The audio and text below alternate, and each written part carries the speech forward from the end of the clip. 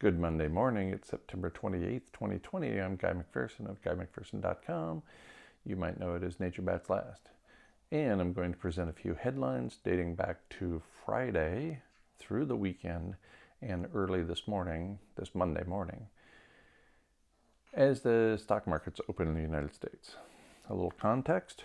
The stock markets in the United States, the major indices, have all dropped significantly each of the last 4 weeks. So we're in a serious decline in terms of stock markets, which I think maybe finally is an indication that the stock markets are catching up to the economic reality that is going on in this country. We'll see.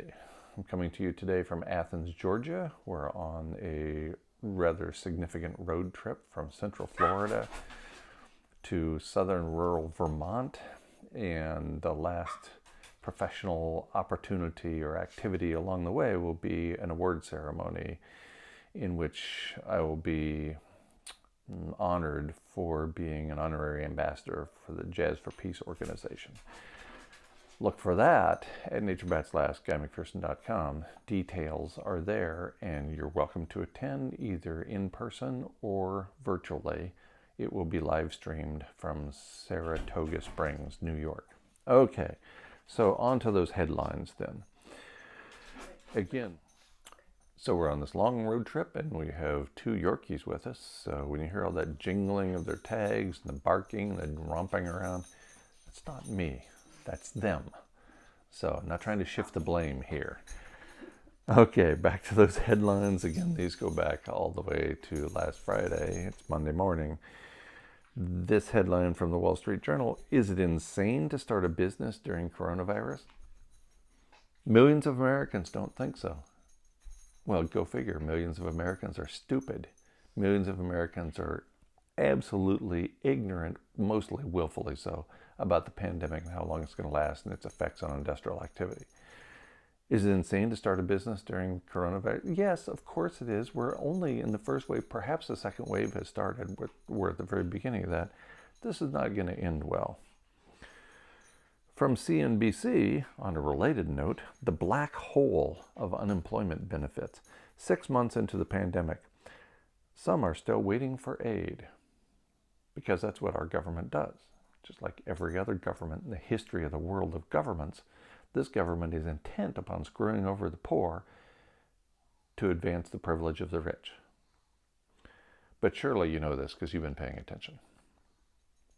From the Washington Post, pandemic's unseen hot zone, the American farm. And here's the subhead: fruit growers blocked testing of seasonal workers and told those who caught the coronavirus to stay silent, to stay quiet.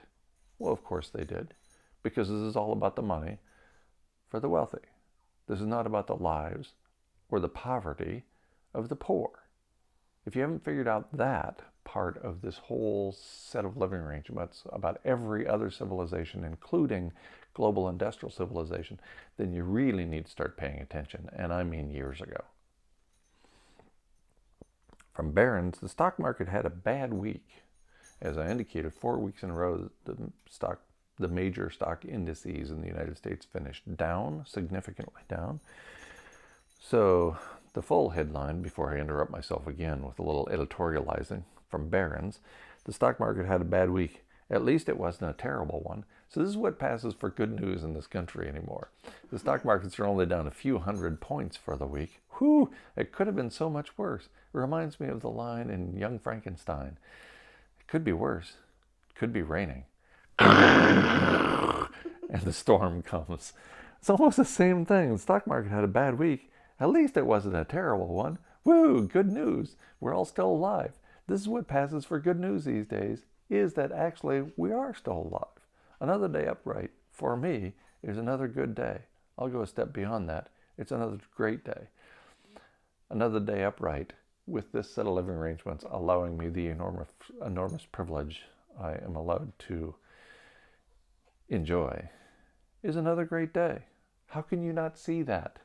And yes, it comes at tremendous cost to non-human animals, to non-human organisms, to a whole bunch of humans on the planet. I recognize that. I recognize my privilege. But now I've completely sidetracked myself. Back to the point. From MarketWatch, You can, quote, turn cash into anything, end quote, says big investor on why he's putting more of it on the sidelines. So here's a subtle recognition that the stock market's falling apart. And so this big investor is putting his money into cash, storing cash, because that's going to last a little bit longer, maybe not a lot longer, maybe a day, maybe an hour, maybe a month longer than the value of the stock indices when they go to hell. So he thinks that's a good idea. From CNBC, the September market swoon accomplished most of what corrections are supposed to do. Okay, so now it's good news.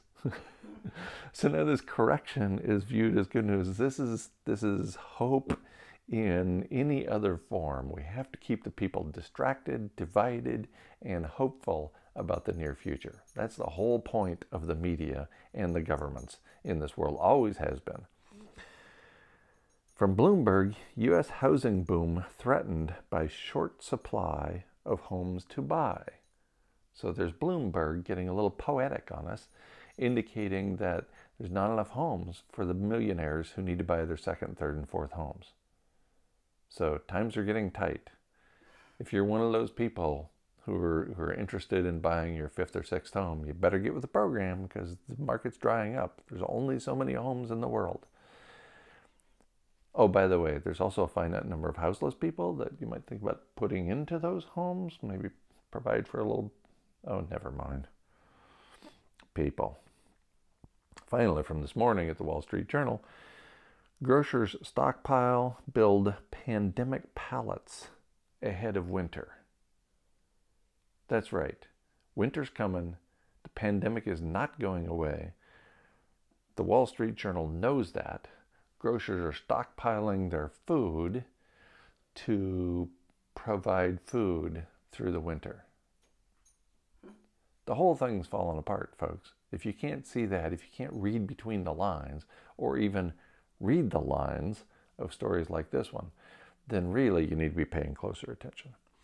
All right, so here we are at 9:32 in the morning, following that slate of enormously bad economic news. Stock market's opened, well, 32 minutes ago, but there's a 30-minute lag between when they open and when I get the news because I don't pay a lot of money for this app.